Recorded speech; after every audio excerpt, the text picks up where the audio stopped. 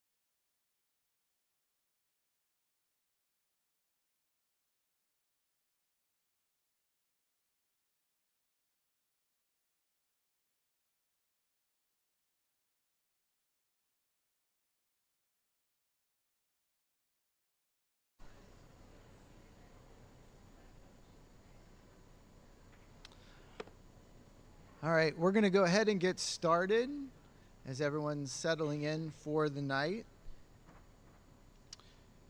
Welcome, everyone, to both in-person and those that are live streaming from home, and for those that are going to be watching this on a future recorded session. Tonight we're here for the Meridian High School College Information Night for our junior students. We're going to be talking about post-secondary pathways for our students, but we want to start first with introductions of all the experts that we have here. I want to start first with our Department of Student Services, highlighting people that are going to be coming up and presenting information. My name is Matt Sowers. I'm the Director of Secondary School Counseling welcome tonight. Not with us tonight is my partner, who's housed at the middle school, but oftentimes here supporting our students at Meridian High School. That's Miss Sia Knight. She's the assistant director. In the front row, we have Miss Dana Kieran. Miss Dana Kieran, over here, she has the beginning of the alphabet, last name A through F. We have Mr. Brad McAdam. He has last names G through MC. We also have new with us Lindsay Jacobs, last names ME through P, are English, and she also supports students that are English language learners. And then we have Miss Valerie Chesley, not with us tonight, but also she has the end of the alphabet, letters P through Z. And then I've also has listed here for everyone, for anything that you need within our office, our registrar, Miss Lynette Kemp, social workers, Miss Gada Kaloff, Sherry Muriel, that's our college and career specialist you'll hear from later tonight, Jessica Norwood, school psychologist, Miss Maria Perez, our administrative assistant in the office. I'm going to start first by going through the agenda, all the topics that we're going to cover. And as we go through the information, we are going to reserve time this evening at the conclusion of the presentation. Once every person's spoken to all the items on the agenda, we'll come down for a Q&A session. We'll highlight what that looks like, how that'll function, but we will reserve time tonight for families to ask any questions with us.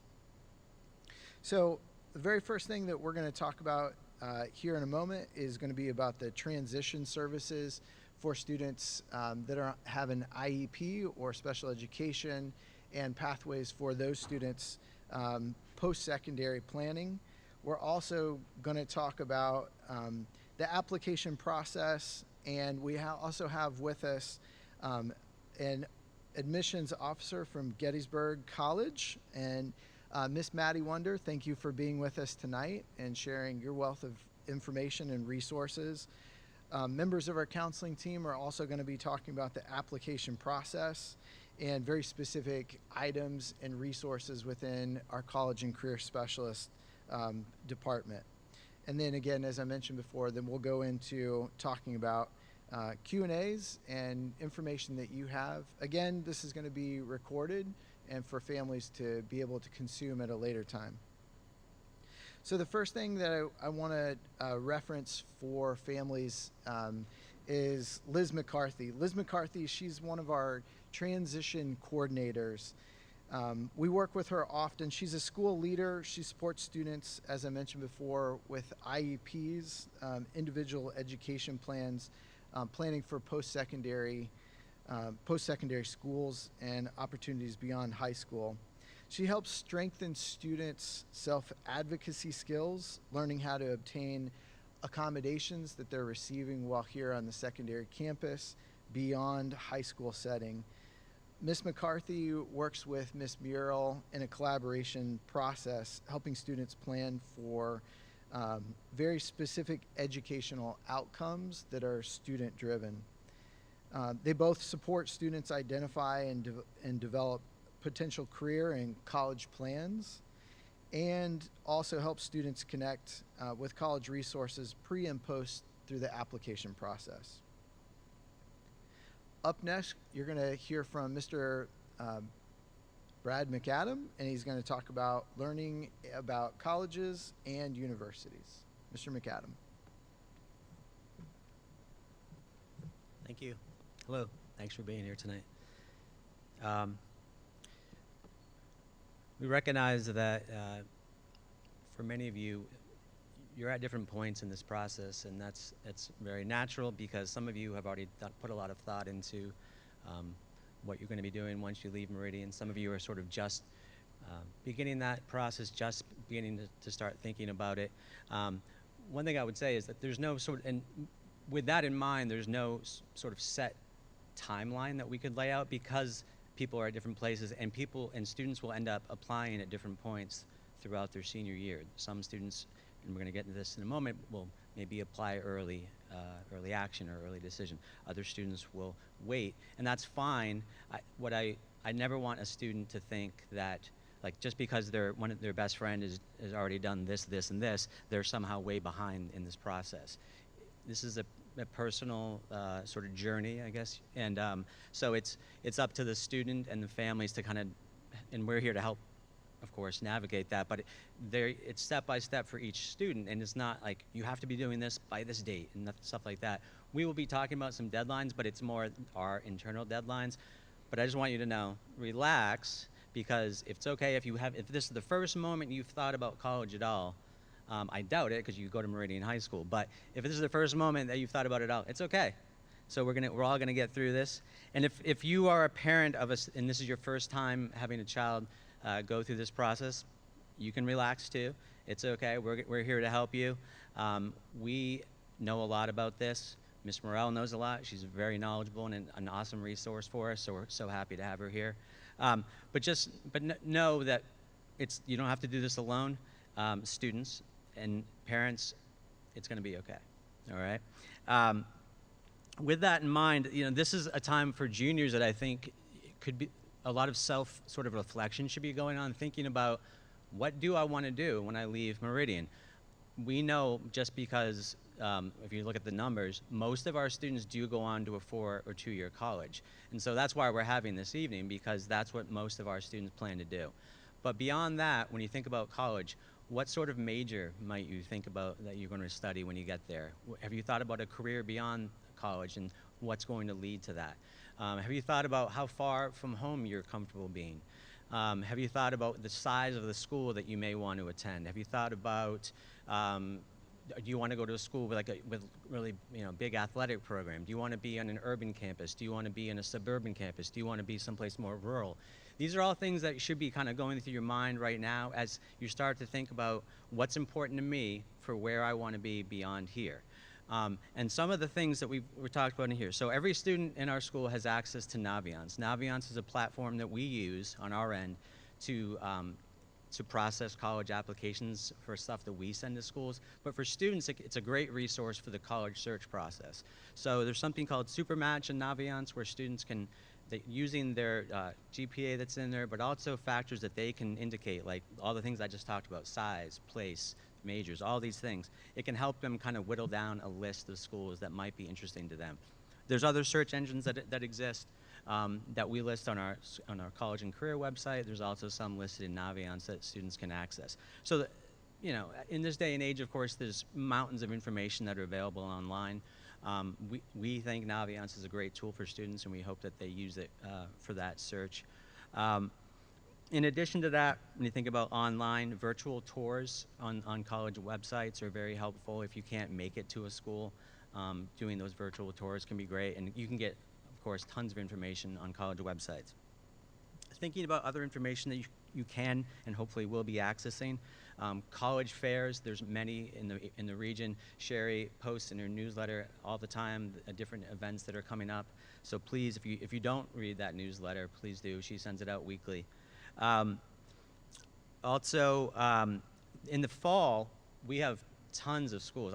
How many would you, over 100 schools either visit in person or virtually. I think more and more now with the way things are in person. So schools come here to visit. It's a great way to get space time with a college admissions person. Sometimes it could be just a couple of students sitting with an admissions officer. So that can be a great opportunity to ask questions and get information from different colleges. So we encourage students to do that. To me, there's no substitute for a campus visit. I remember when I was going through this process as a kid, and I just as a little side note, my senior year, it was like January of my senior year, not junior year, senior year, my dad was like, "You gonna apply to college? You thinking about that at all?" And I was like, "Oh yeah, I should do that. You're right." So just it gives you a glimpse into, number one though, things have changed. I will say that. It was a long time ago. But it gives you a glimpse into, it's okay if you're way far behind in terms of like thinking about this. Again, I can't stress that enough. But I went to visit a school that I never would have thought I would have interest in. It was a Catholic college. I was not Catholic. I went to the school and I was like, I just feel right here. I feel like I could fit in at a place like this. And I ended up going there. And so sometimes you don't know until you're actually there on the campus and you can kind of see what's going on and get a feel of like, can I see myself spending the next 4 years here? So To me, there's no substitute for that. But again, I know some people don't always have the resources. You can't be flying out to California if you're interested in going out west. We get that. But if you can visit a school, try to do it. And even if it's a school you just like, I mean, go visit George Mason University. Even if you don't really think you're going to go there, go visit it to see what's it like to be on a college campus. What are things you like about it? What are things that you don't like about it? So it just, I think it's a great opportunity, and it's a good way to start asking questions on the tours to find out, like, what does this school offer that you wouldn't even ever have known about. So if you can do that, please do. As you start getting now closer to the idea of like building a college list, if you look at what we have here and you're talking about, you really want to consider schools that we would consider reach schools. So if you think about schools that we would be below, you would be maybe below the middle 50% of students that were accepted there. So how would you know this? You can go on the school's website to get that information. It's also in Naviance. You can go to each college and there's a lot of data there. So we're thinking about reach schools, target or match schools, and then likely. So I mean, you can see here, it's important to have at least a few of each of those. But the other thing I would say though, and this happens a lot, don't just pick a school because you heard the name and you're like, well, I'll probably get in there, but I don't really want to go. That doesn't make any sense to me. Maybe it makes sense to you, and that's okay. It's your money and your time applying to the school. But I would think you would want to apply to schools where you could actually see yourself going to eventually. So when you're thinking about these schools, like schools that you think you could get into, more reach, likely, so they should be schools that you hopefully would be okay going to if you were to be accepted, okay? Last thing, and this again, but this is about the timing of where you are in this and where you will be next fall. Many of our students now apply early. For them, again, that is a personal decision, whatever you choose to do. But if your best friend is applying early action and you don't feel ready to do that, there's absolutely no reason why you would need to. So just to go over sort of, and especially if this is new to all of you or to some of you, and for some of you, if you've been through this or you've done enough research, you know all this, and that's fine. Some of you may not know any of this information. Regular decision was much more common back in our day, maybe, and that's usually a later deadline, typically in January or later. Rolling admission is when a student can apply and then there's a very quick turnaround of when they get a decision back. So if you see a school that's rolling admission, typically there may be a deadline, but before that deadline, as you submit an application, within sometimes even up to as little as 2 weeks, you could get a decision back from the school, maybe even less. Early action, I've mentioned it before, but so early action it's not a binding decision. You can apply to multiple schools early action, but there's an earlier deadline.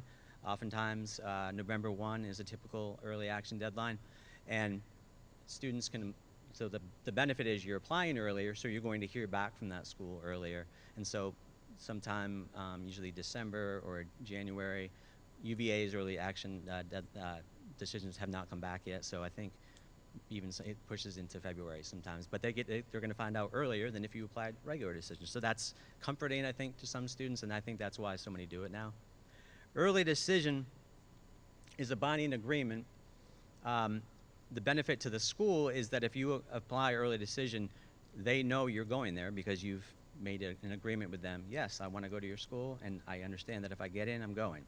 And so you can only apply to one school early decision because, again, if you apply to that school early decision, you are going there if you get accepted. I'm not even going to get into restricted early action because there's many sort of degrees to it, but note that there's something else called restricted early action. So I think it's just important to be aware of what the types of decisions are. There's no right or wrong way to do this, and we're here all to kind of help guide you through it. All right, I'm going to turn it over to Ms. Kieran now.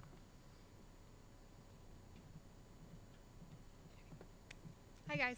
So I'm going to talk a little bit more about the logistics of the kids' actual applications.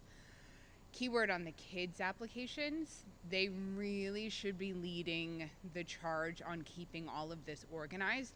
It can be a really overwhelming task for them because they are not only organizing themselves. I always tell the kids it's hard because you're also organizing other adults, which I think is a new concept for them. But it is a good exercise in learning how to kind of make all of this happen. So the main part of their application is the part that the students produce. Generally, students will likely have at least one school or more that they're applying through Common App. So it's going to have their contact and demographic information. If you're applying to an in-state school, they will need a bit of information from you guys to establish residency, your driver's license, voter registration, things like that. This is also where they fill in all of their extracurriculars, all of their honors, all of the amazing things they've been doing during their time in high school, just so they can kind of really tell the schools what they've been doing with their time in the classroom and out. And then they also put in their essay for Common App. There are 7 choices. They pick one, and that is one essay that's then going to go out to every school, which is kind of the benefit of Common App, is that you're doing the main section once, and then you can send it to multiple schools. Individual schools might also have what we call supplemental essays, which are shorter ones, like 250 words, 150 words, that are specific to that school itself, and they will have separate questions that students will likely also have to work on. So that is what they are doing in Common App. That should be all done by them, and you should, be there to morally support them, but that really should be kind of where the bulk of their time and energy goes. In addition to that, from the school, we send their records for sure. So we send their transcript. We do send it through Naviance, which again is that platform that we use to communicate with schools. Students have to request transcripts. We will get into the details of all of that next year. It would kind of be a little bit too much at this point, but they will use Naviance to request transcripts. We have deadlines, like internal school deadlines, that we want them to follow so that we can keep up with things, because they are doing one application and we are doing this for 70 to 80 seniors at once. So the more organized they are, the better we can kind of be with keeping up deadlines. But also the academic records may come from the students themselves. More and more schools are doing what's called self-reported academic records. Bigger schools, one that probably everyone is familiar with is Virginia Tech. Virginia Tech takes no documents from a school, nothing. If we have a student who's applying to Virginia Tech, I will send nothing on their behalf because Virginia Tech won't accept it. Students self-report their records, they self-report their test scores, they do not take letters of recommendation, and students have to do extra supplemental essays. A lot of bigger schools have kind of adopted that system because they have such a large volume of applicants. It's just easier for them if everything comes from the student and they're not waiting for different pieces from different places. So part of what we'll talk about on the next slide is just part of what is tricky for kids to do, I think, is figuring out what are the requirements for each school. And the longer their application list is, the more moving pieces they have to figure out about what school wants what pieces from them. So again, the organizational pull this has, I think, is a really good exercise for about to be seniors and graduating high schoolers, but it is a lot to manage.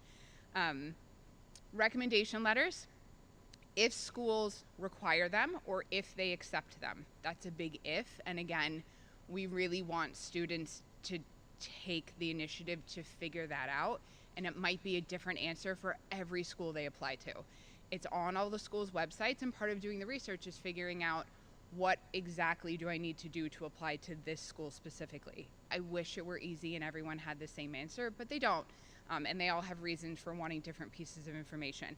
So many schools accept teacher recommendation letters. Some require them, some accept them and make it clear to us that they don't read them because they don't find it a useful piece of information.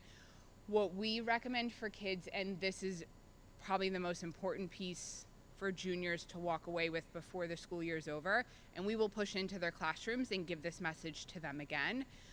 Before the school year is over, what we really try to make sure juniors have ready is the letters of recommendation piece from teachers. Before they leave before the end of the year, they should have no more than 2 teachers. If they just have one, that's fine. They may only ever need one, but no more than 2. No school will ever ask for more than 2 letters of recommendation, or require more than 2. So before they leave, they should find at least 1 teacher, maybe 2, that they feel comfortable having an in-person conversation to ask them for a letter of recommendation before they leave, before the school year is done. Teachers who teach juniors often are will have big numbers of students asking them all for letters at the same time, and because the teachers have their full-time job of teaching, they often will create like internal caps. I will say yes to the first 25 kids who ask me, and then I really have to cut it off because it's just a lot for them to manage, and they often use summer to work on those letters. So we really want juniors to know that before they leave here, asking a teacher for a letter of recommendation is super important. Some schools require school counselor letters of recommendation. They do not have to ask us in the sense that they have to worry about us saying no. We don't have caps, we're not allowed to. So we will write a letter for anyone who needs it, but there are a growing number of schools who don't want them. So again, we just want students to be sure what each school requires. And if they require a letter, we are happy to write it, and I'll kind of talk about in a minute some of the pieces that you guys will actually do to contribute to that. Some students can also get supplemental letters in Common App. There is an option to put in an other recommender. That's where they could put in someone who's not a teacher and not a counselor. If they have a coach, a boss, or someone else. Girl Scout troop leader is on there a lot. How much schools use those letters is going to be individualized. Students don't need them by any means. If they would like to and someone is happy to write them a letter, it's never going to hurt them. How much the schools use them, we don't really know. So it kind of happens behind closed doors. The last part, test scores. If the schools require test scores, they need to be sent, obviously. This one is kind of harder to give you an idea of what form they'll need to come in because, again, sorry, the answer is going to be that it just varies by school. Some schools require official test scores. That means the student is sending it directly from College Board or ACT, logging into their account, sending the scores. Some schools, and a growing number of schools, luckily, have moved over to self-reporting SAT and ACT scores. It saves you money, it saves them steps, and they can just enter their scores into Common App or wherever it will take it, and then the school kind of does it on the honor system. Some schools are test optional. So we're going to talk about that again a little bit later and what that means, but kind of figuring out how test scores are going to factor in is really the point of that one. Okay, so I think a lot of times what you guys walk away with from these things is, what do I need to do now? Like, what can I be working on now? The applications are obviously not open yet, but for everyone who wants to be prepared, this is kind of a summary of things to think about, conversations to have, and actual tasks to do over the next few months to leave you and your student in the best position possible to kind of be ready once we hit August 1st and applications for the fall open up for them. So for parents, this will be your one solid piece of homework that we absolutely require from you. So if a student needs a counselor letter of recommendation, there are 2 pieces of information that we require to write one. We need a parent brag sheet. That is from you guys. At the end of the school year, usually in June, all of the counselors will email out to all of their junior parents, hey, have a great summer. Here's some things to think about to get ready for college, and here's a Google Doc of our parent brag sheet.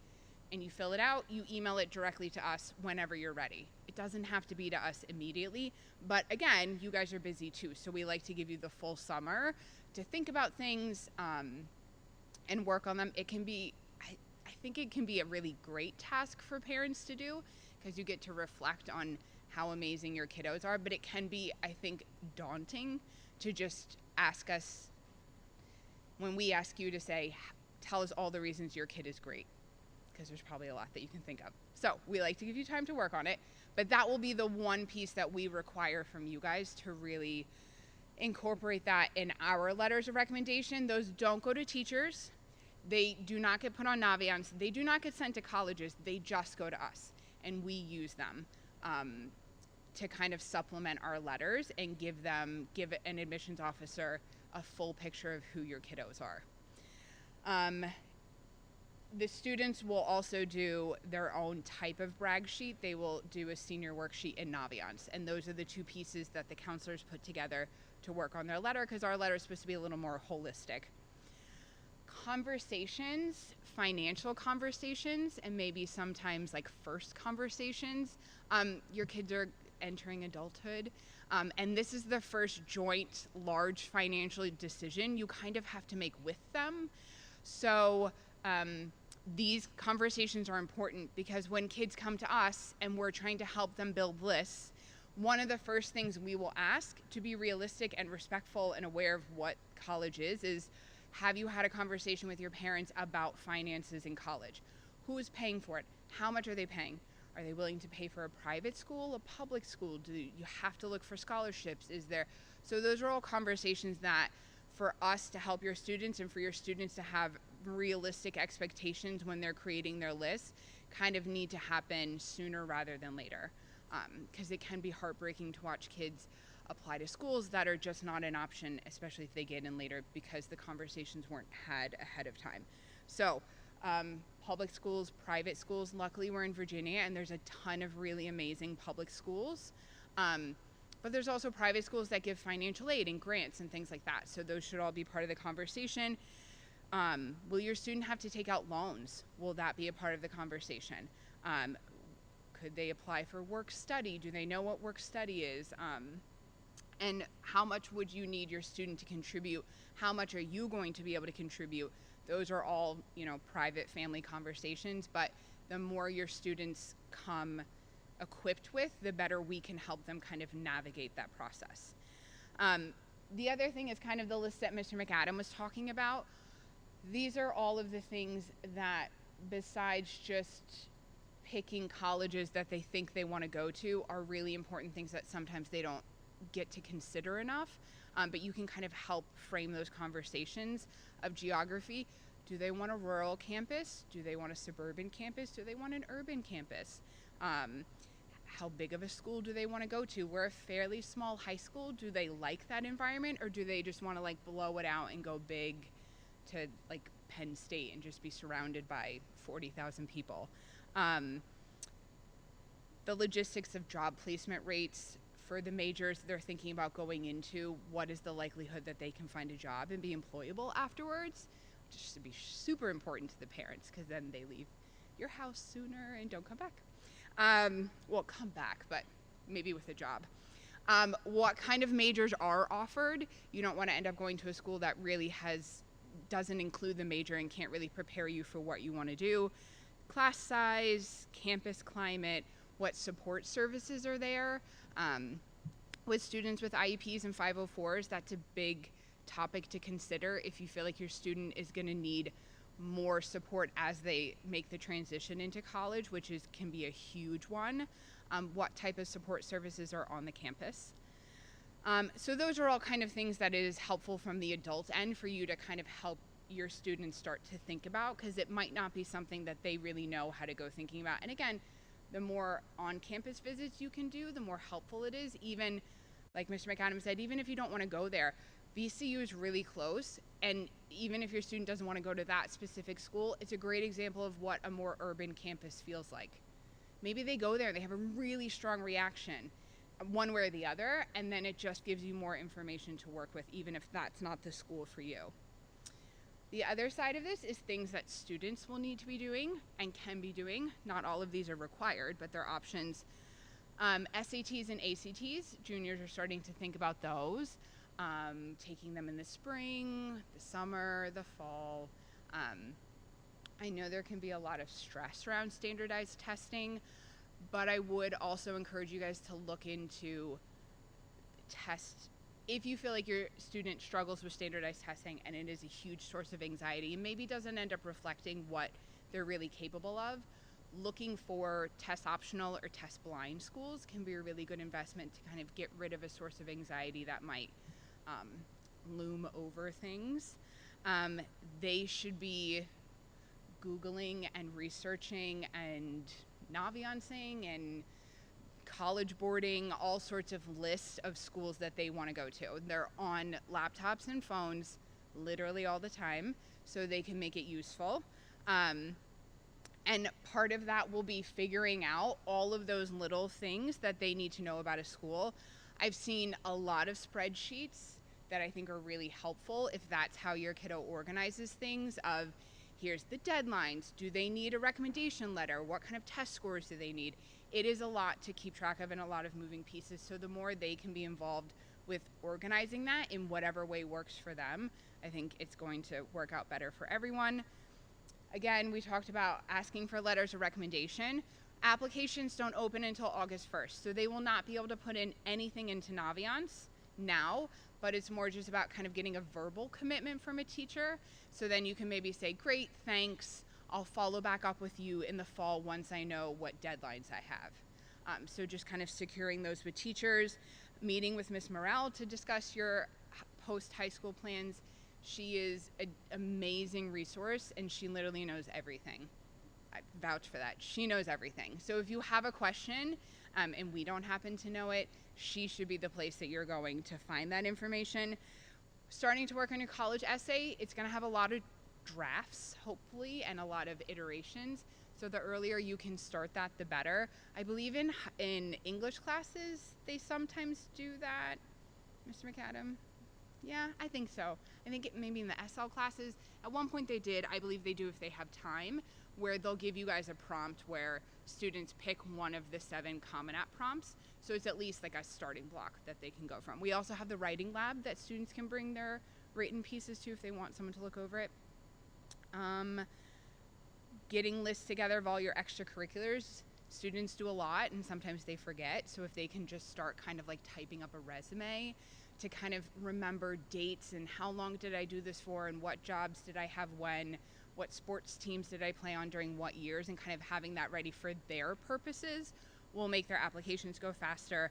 And then again, the last thing we ask them to do is if they need a letter of recommendation from us, there will be a senior worksheet shared with them on Naviance. We actually assign it as a task for them to do, and it's 7 questions, I believe, that they fill in as much or as little as they want. Again, it doesn't go to colleges, it stays with us, so they don't have to over edit it, but really just tell us what are the important things you've done in high school that you want us to talk about for an admissions officer, because we really want them to kind of have a say in what we present to a school. Okay, that was a lot. So now Ms. Morrell is going to talk about how you pay for college.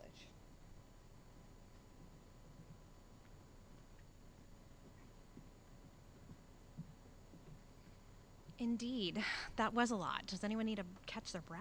Because there's a lot of tasks for students and for parents to take care of. And as Ms. Kieran alluded to, having the conversations about the budget for college is a great conversation to spread out over the next couple of months so that your student is moving ahead with those realistic expectations about what needs to be done to make college financially feasible. There are 2 ways to fund college aside from just paying the full tuition bill. And we're looking at these days for Virginia public schools on the lower end for tuition, room and board, about $25,000 per year, up to $38,000 per year. And that's just the swing range for the Virginia public schools. But we also go up to,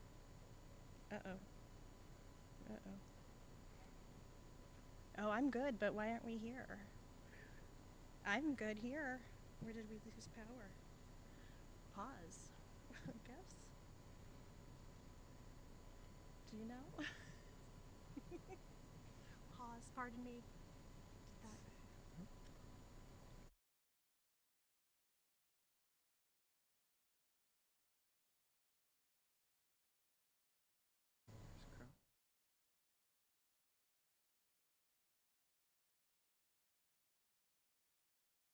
Thank you. As I was saying, tuition for Virginia public schools are roughly that $25,000 to $38,000 per year, and that's a pretty wide spread for public institutions. But the upper end of the spectrum, if you are going to be looking at private institutions with your children, I gasp to tell you there are schools that are $80,000 per year. So multiply that by a 4-year college education, and you are making an investment in your child's future.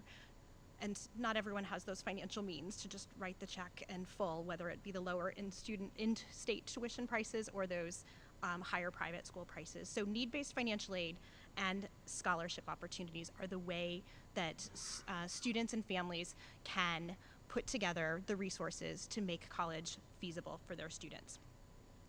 Need-based financial aid, the big form is the FAFSA, the Free Application for Federal Student Aid. You as a parent and family members, you can't do anything about that now except gather your tax documents. Keep that 2022 tax return handy so that it's available to you when you do start the FAFSA form. That opens up on October 1st of every year. Your child does not need to have applied to college and press submit on their application before you as a parent can file that FAFSA form. They need to know where the FAFSA form needs to go to the financial aid offices, but you don't have to wait as a parent to have your child apply to a college or university before you complete the FAFSA form. So that's the magic date, if you will, for starting the financial aid process. There's also the VASA, the Virginia Alternative State Aid, and that would be for students who are not documented and they're looking to apply to Virginia public colleges and universities, but they could still obtain some financial aid. A more complicated financial aid form is the CSS profile, College Scholarship Service. It's a form that College Board, the SAT group, puts out. It's basically a more invasive FAFSA form, so they're going to dig deeper to see what family resources are available to fund a college education. So keeping your financial documents at hand will help you go a little bit further. The CSS profile tends to be required by private colleges and universities over public schools, and that's just a general statement. That's where you as a family member can help guide your student to be maybe the shepherd of that financial aid process, because you may have the resources, the financial numbers to be able to fill out those forms to know which forms, just the FAFSA form or the FAFSA form and the CSS profile, are needed for your student to apply for need-based financial aid. Need-based awards typically consist of grants and scholarships. They're great, they're not repaid, it's gift money essentially. Work study positions, so students working in an on-campus job can be awarded as well, and then student or family loans. Subsidized federal loans and private loans are options to fill in any financial aid award gaps. Merit scholarships. This is more of a student-driven piece. There are lots of organizations out there that will have scholarship opportunities. Write an essay and they're giving a $500 award for that. Wonderful, and we are so grateful for any opportunities for students to earn money to offset the exorbitant cost of higher education these days. However, the biggest dollar amounts tend to come from colleges and universities themselves. And so, as one of my colleagues alluded to, about building that diverse college list, one lens that I talk to students about when I meet one-on-one with them is merit-based financial aid or financial need in general, whether it be need-based aid or scholarship money, is that a priority for your family? And so maybe if it is, the three buckets of those reach and safety schools and those target schools in the middle, maybe there aren't as many reach schools. Maybe that list is heavier on those safety schools that have robust merit scholarship programs, because that's a family priority, and that's perfectly fine. So having those conversations with your students so they know ahead of time that financial component to build that balanced college list is helpful. But the largest dollar amounts for merit awards tend to come from the colleges and universities, so having that strategic lens can benefit them in the end. The private organizations, there's some great scholarships that are stewarded by the Falls Church Education Foundation.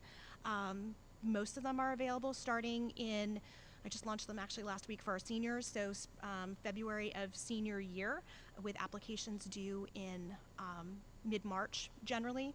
I say they're wonderful because the applicant pool for the scholarships is only our students. They're not applying for a scholarship where 20,000 other applicants across the country are applying. So have that on your radar to be a reminder for your student.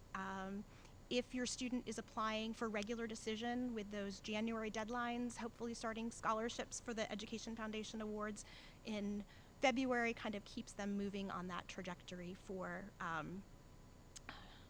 wrapping up one phase of applying and then getting to how are we going to pay for this as a family as their next phase. There are a number of scholarships that are posted in Naviance. I update them as I receive new information from organizations. So Naviance has some tools, but there's also a whole bunch of other scholarship search engines that I have available publicly on the College and Career Center website. So if you want to do any background research and suggest your student who has a X particular potential major and would benefit from a particular scholarship and plant the seed, certainly feel free to do so. But scholarships really are the student's task to complete all of those steps. And I paused when I said steps because some can be write 4 essays and have an interview with a committee and come to campus or come to their organization. Others can be just write a 500-word essay and be done. So there's wide variation as to what is required from students to apply for scholarships from outside organizations. I'm going to loop back, though, to the colleges and universities because as I say that, I neglected to include that there is also some wide variation from colleges and universities for students to obtain scholarship money. Some colleges and universities require students to complete just the application for admission. The entire applicant pool will be considered. There's nothing else that your student would need to do. Other colleges and universities have a separate application form for scholarship consideration, and it might be a different deadline than the deadline for the admission plan. So have your student be on the lookout for their timeline as they keep themselves organized. So funding college for your students comes at an exorbitant price tag, but there is need-based financial aid and scholarships to support them in their endeavors.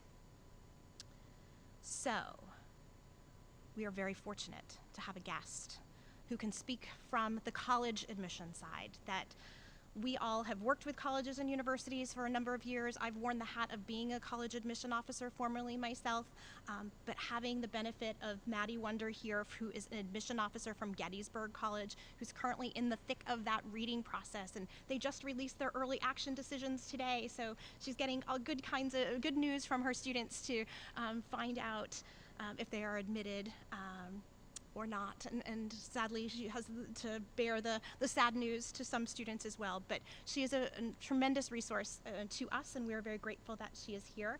Maddie herself is a graduate of Gettysburg and serves as the regional representative and is here to talk to us a little bit about the admission process from the lens of a small liberal arts college, a private liberal arts college. So thank you.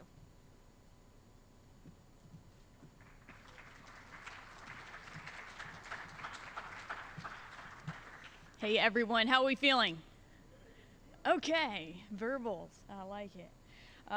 Well, thank you for that great intro, and you guys are so lucky to have a program like this. I don't think that my small public school in rural New York did something like this, so it would have been very helpful along the process. But I've been in college admissions now for about 6 years. I started at a larger public state school, actually in North Carolina. And then landed back, where I belong, I guess, at my alma mater in Gettysburg. And has anybody been to Gettysburg, Pennsylvania? Woo, yeah, okay. History, battlefields. So yeah, it's not too far from here, about an hour and a half north. As they're encouraging visits to campus, I'm thinking everyone can come visit Gettysburg College. We're open all the time, it seems like. But anyway, your counselors have asked me to come share some insight with you about, how to find a college, where to go to, and also what we're looking for sort of on the admission side in an application and in an applicant, and kind of finding that best fit from our angle, but also helping you to find your best fit college as well. So with that, a lot of this stuff has really been covered. What you want in a college is where to start, and I think I want to emphasize you and really the students, because the students are going to be the ones going to this college or university. So the parents can help a lot in the process, as we've mentioned, a lot of ways to do so, but ultimately the student is going to be spending the next 4 years at least, right, of their life at this school if it's a 4-year, college or university. So it's got to be a place that makes you feel comfortable, happy, etc. So that's why, visiting is one of the best things to do. If you can't visit, if you want to go to California for school, right, there are a lot of virtual tours, virtual programs that have really amped up thanks to the pandemic. So there's a lot of ways to engage now at this stage in the process. You can even chat with current students, chat with professors, all online. So that's super helpful. If you get to visit campus, excellent. Still chat with current students, ask them those questions that you have, chat with the admissions counselors, build that contact, that relationship, eat the food. That's really important. Hopefully y'all already had dinner. I made sure to tonight. But eat the food, explore the town. If you want to meet with a professor of a program you're really interested in, do that. At Gettysburg, we organize things like that virtually every day, it seems like, on campus for prospective and admitted students, right? So those are kind of things that you can be doing on your visits or on your virtual visits, right? Obviously, college websites are extremely helpful. I hear from students all the time that use these broader search engines or like college rankings or whatnot. That's great to kind of start your research, right? Those broad Google searches, I guess. But the college websites are going to be the most up-to-date information, right? Those other search websites, I guess, or platforms are not updated as regularly. They have to be updated by the colleges to be accurate. Social media, I'm really happy. I don't know why I'm happy. I don't have a TikTok, but Gettysburg now has a TikTok, and I think colleges and universities are getting into that. They have Snapchats, they have Instagrams, Facebooks. So all you students, you can actually learn some stuff about the colleges and universities on social media, just in your evening perusal as well. Other ways to learn more, we talked about chatting with people on campus, connecting with the admissions officer when they visit your school this fall. You can interview with them.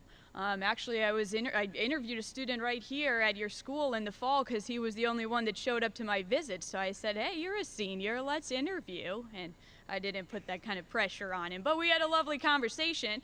You can also interview online. You can interview on campus as well. And a lot of times those are, not super evaluative, stressful, etc. But those interviews are just a way for us as admissions counselors to get to know the student a little bit more than the application, a little bit, more background and more context, why they're interested in the school.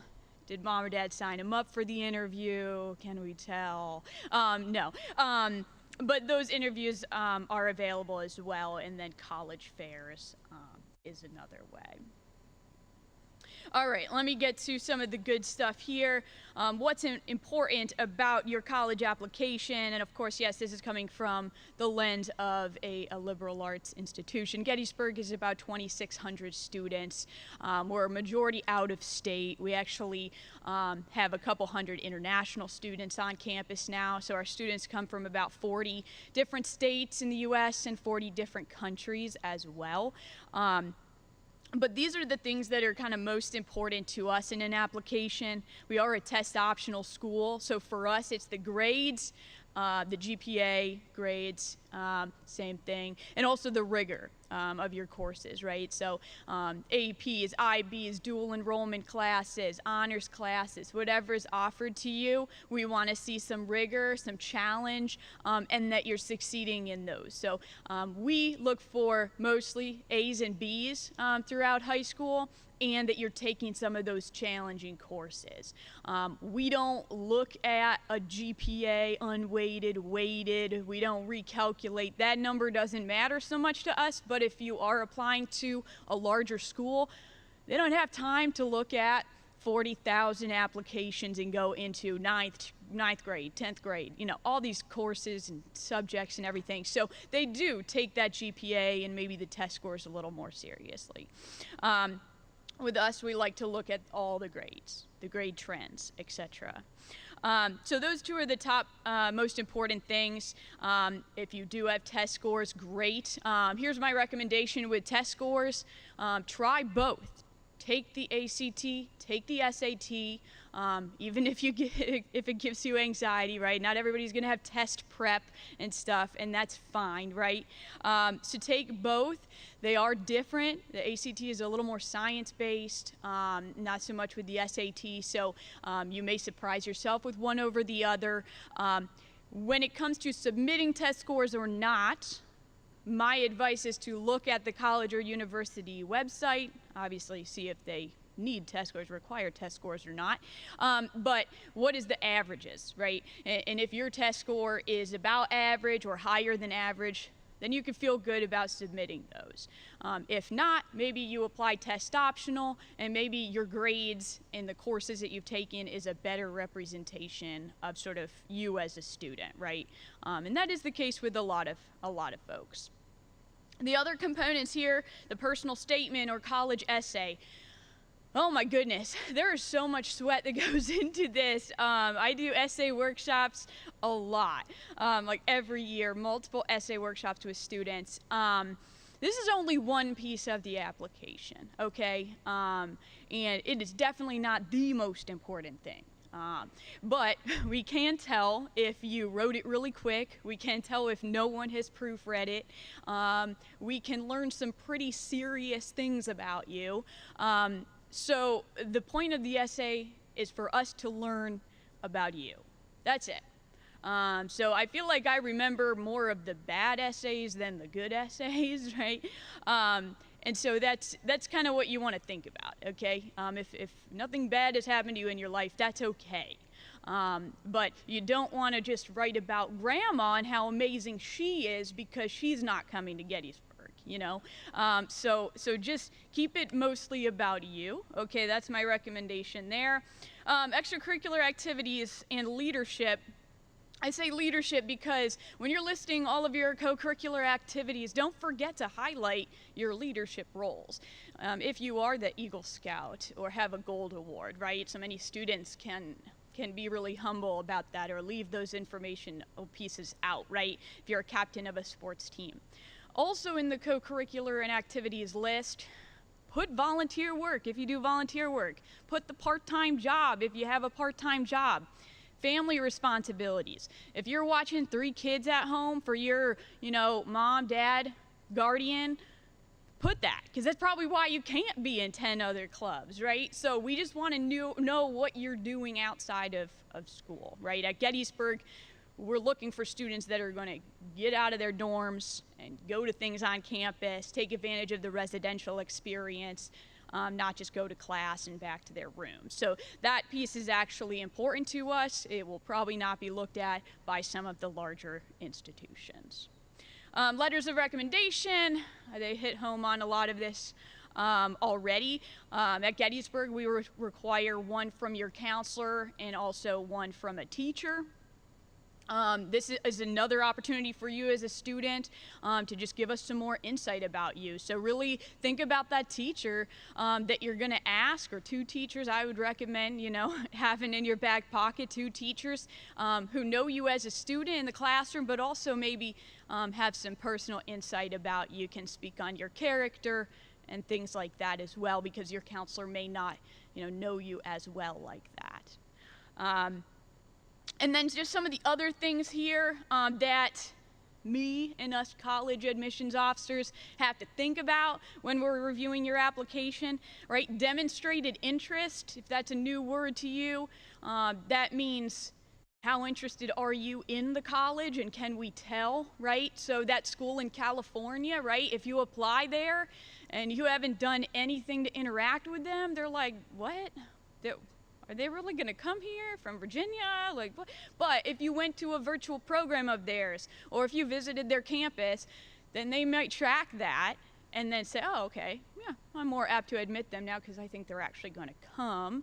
And so we do that at Gettysburg. So we know on an application we can see, oh, they interviewed, they visited, or they were at their high school visit with Maddie.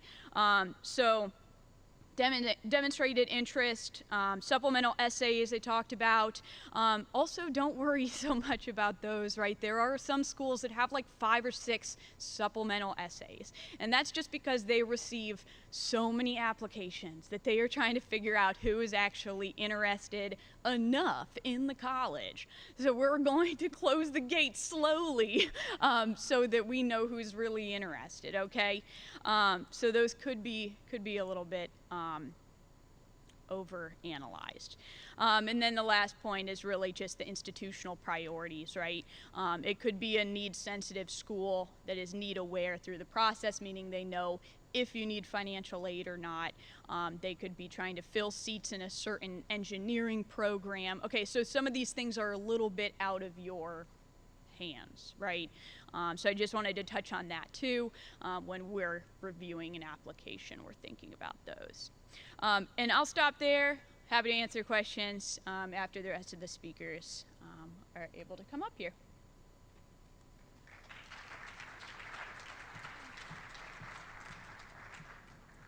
All right, hi everyone. I recognize it's 8 o'clock, so I'm going to roll through these next slides so that we have time to answer questions that you all have.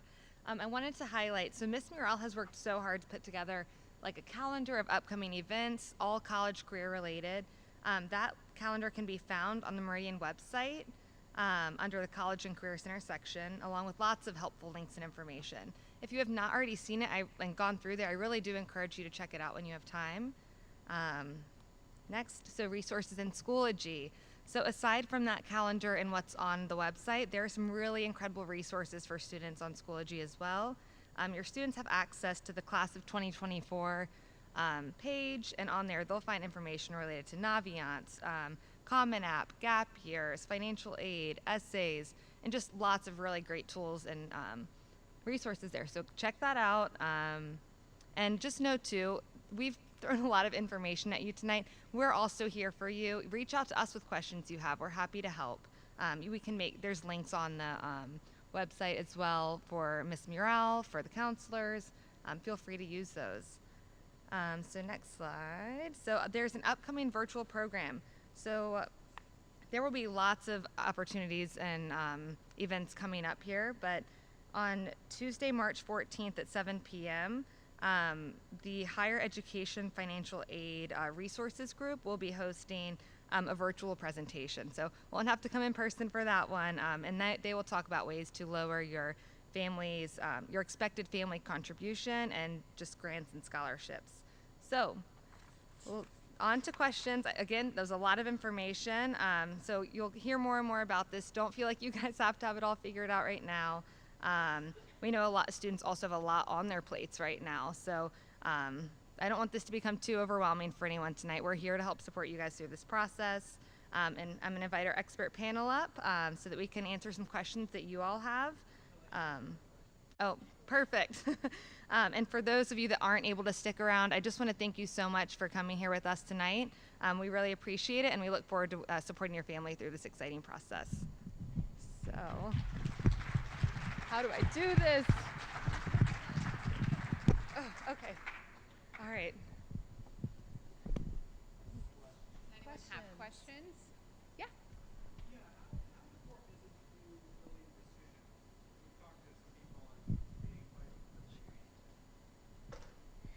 You gotta repeat the question first. Yeah, the question is, how important is it to apply early decision? I wish I could tell you that I have a universal answer for every college or university, but I don't. And I don't because Admission acceptance rates vary from one school to the next. Some schools may admit a much larger percentage of the applicant pool early decision because those are the students who, if they're accepted, they're going. They are already yielded, they are, sign them up for housing. Other schools, they're closer to, they're admitting the same percentage of students early decision, regular decision, early action. Across the board, they're consistent in their acceptance rates. So I'm sorry on behalf of colleges and universities that there's not a consistent number. But what you can do when you are exploring colleges with your student would be to ask the admission office, what are the differences between the acceptance rates for early decision, regular decision, rolling admission, whatever it may be, and see if you find differences in those percentages to compare school to school. Yes.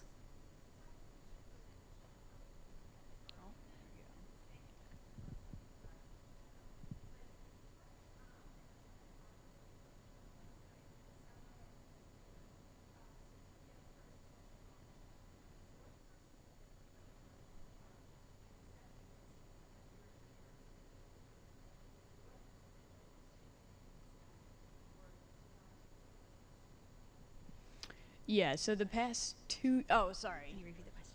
Yeah, I'll try. Oh, yes, for the folks streaming, it was about testing. So what percentage of students get in without test scores, I guess, or applying test optional? Yeah, so the past 2 years, including this one I'm in right now, we've seen that the majority of students are applying test optional. So therefore, the majority of students are getting in test optional at Gettysburg. To the ED question, at Gettysburg, about 40% of our freshman class comes through early decision. So to me, that sounds like a lot, right? 40% of the entire freshman class. But that is, I would echo that to ask each college or university what their percentage is. Did you have a follow-up?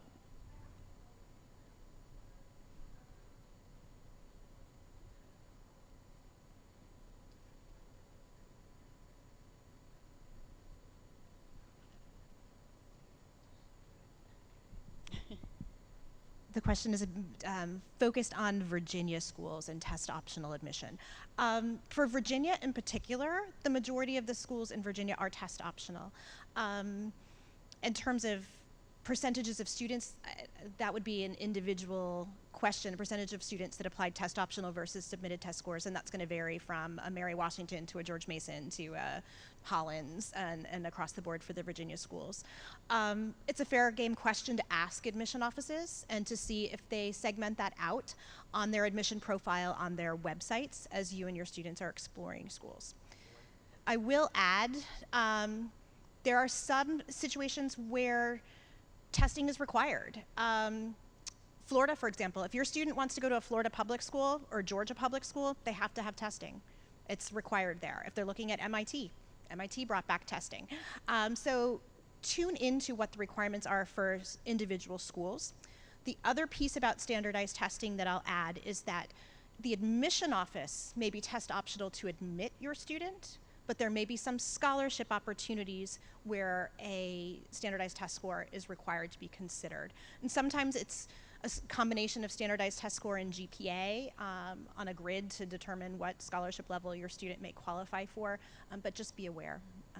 So I can't tell you specifically Virginia college to college, but certainly inquire as you're doing your research with your student. In the back?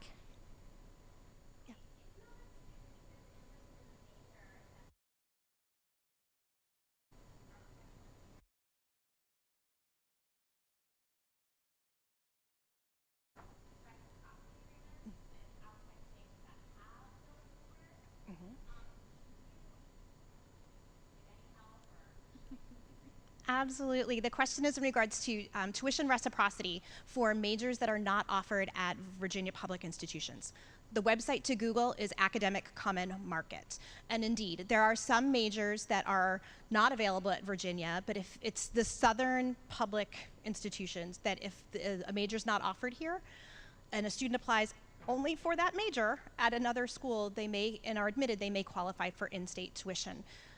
Some of them are little obscure majors for what's offered, and I'll give the example of the University of Tennessee admission officer was with us in the fall, and if your child is interested in sacred music, that is a degree that is not offered within a Virginia public school, but it can be pursued at the public school tuition rate at the University of Tennessee. There are others as well. Nuclear engineering, I believe, was another. So academic comic market is what you want to look for. Of course. Other questions? Yeah.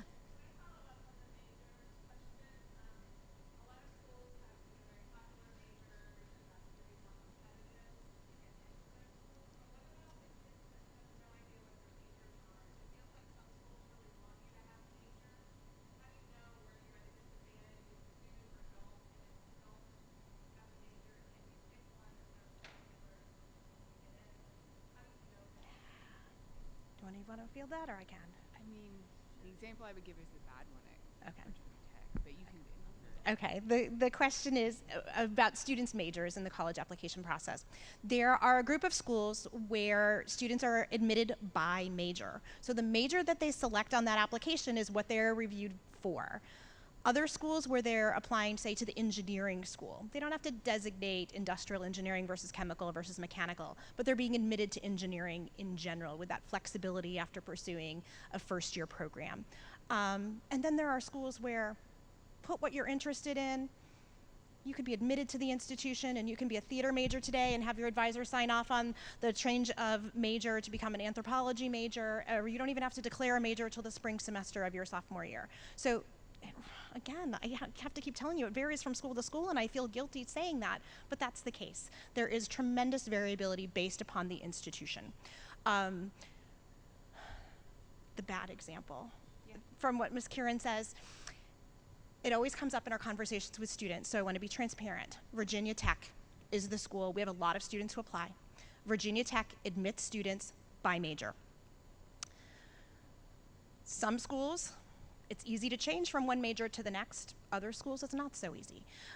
So that major, when I tell students what to put on their application, I tell them to put what their heart is telling them at the time. So it's an authentic representation, because whether it's tech or another school where they may put down that they want to be an engineer, but they really want to be in something else, they might have to reapply to transfer from one school to another within that university. And so they're creating more hoops for themselves. So I don't like to look at it as kind of gaming the admissions system to put an obscure major, because I think that can backfire on students in the end. You want to add to it? Okay. They should apply to a liberal arts college where a major does not matter. No, they do have to declare a major by the end of their sophomore year, but there's no cap on a major, and you can explore every major. Just to piggyback off of the Virginia Tech thing, because I think it's relevant for a lot of our kids, there is a lot of talk amongst them about how to game the Virginia Tech admission system and knowing which majors are more forgiving and which majors allow more students in. It's not engineering or anything like that, but the students know, and they can find out that information. I have had former students come back, and sometimes they have some really tough stories about when that happens, of basically kind of getting locked into a school and into an area that they didn't want, or that they didn't really know what they were signing up for, and then they're kind of stuck with no options, because it is really hard to change your major in Virginia Tech, because instead of competing for thousands of seats like you are as a freshman, you're competing for any seats that opened because a student left the school. So I would say, because that's such a common option for our students, I highly advise against them trying to game the system. If they truly don't know what they want to do, I actually also say Virginia Tech's probably not the place for you. Again, like, liberal arts schools are going to have more freedom and movement. For a kid who knows exactly what they want to do, and Virginia Tech does it well, or any kind of tech school does it well, great, go. Like, go forth and engineer the world. But if they don't know and they're exploring, that just means that that school is probably not a good fit for them long term.